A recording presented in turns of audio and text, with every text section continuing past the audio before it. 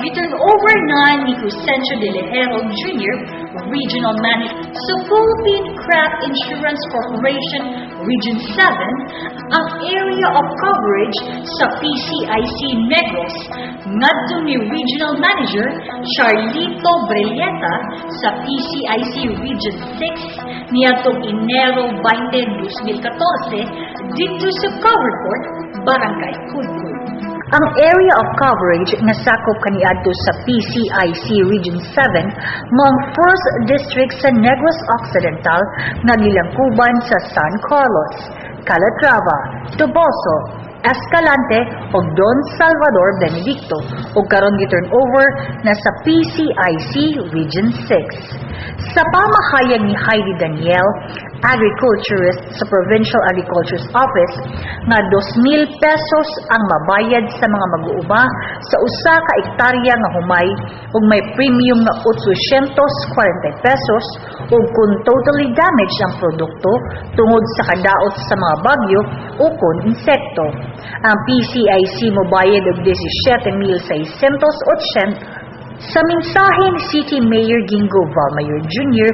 ngadto sa mga mag-uuma, siya nagkanayon nga padayunon ang kakugi ilabi na nga nagkadaghan ang tawo ug nagkadaghan usab ang pakanon ug kinahanglan nga magtuon pagayod sa mga bagong teknolohiya sa pananom nga gitudlo sa City Agriculture's Office para mulanggo sa pag-ayo ang produkto ug madako usab ang kita.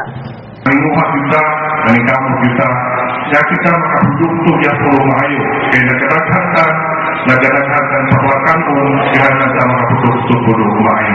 Mugulahan ako na ito ang mga kauban sa ang City Agriculture's Office para lagi makatulog po na ito kung mga maayo mga pag-agi para kami kita mga produkto maayo. So sa kami tanan salamat din sa pagkarin, kabay pa nakita tanan magkaligusan, magkabila mga ipara sa uban sa ito ang partner sa PCIC, sa ito ang OPA, sa ito ang Negros para kita makahatag o makatampo sa paghatag o manufacturer para sa ito ang mga katawan.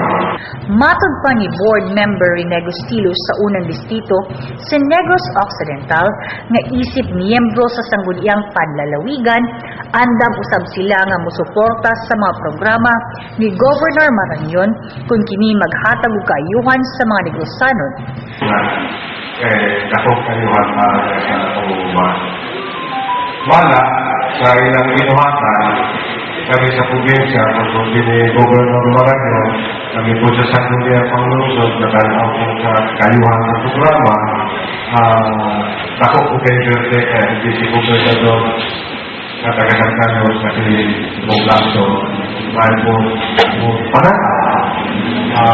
di kita maglugay-lugay din ang bumahan ako ang request sa Gobernador, kayuhan ang laso. Si SP Member Clint Mansueto, Chairman sa Committee on Engineering na kanayon, nga sa iyang pagsuri-suri sa kabukiran, dako kayo ang tabang ang mga engineers tungod kay ang syudad nagbuo-buog sa lapi alang sa Farm to Market Road ug pinaagi niini ang nga proyekto dili nalisod ang pagdala sa ilang produkto ngadto sa merkado. Sa usa ka partner ang kanang mga improvement sa atong mga kalsada sa labi na dinhi sa kabukiran nato. Kay ato ang produkto muabot sa mga komprador sa ato ang lugar, mga presyo na sakto kay maayo na ang atong kalsada. Usapon na isadayon na mo ang proyekto napon sa electrification sa atong mga kabukiran. Sa maong turnover, gihimo usab ang launching sa Negros First Universal Crop Insurance Program, usa kini ka programa sa provincial nga gamhanan ug ang Weather Adverse Rice Area, usa-usab ka programa sa Department of Agriculture apan libre kini nga tabang pinansyal para sa mga mag-uuma. Mukabat sa 134 ka mga mag-uuma gikan sa Barangay Cudcud, Quezon, Prosperidad ug Bagunbon ang nakadawat sa ilang tseke gikan sa NFU-CIP ug WARA agi og tabang pinansyal sa mga mag-uuma.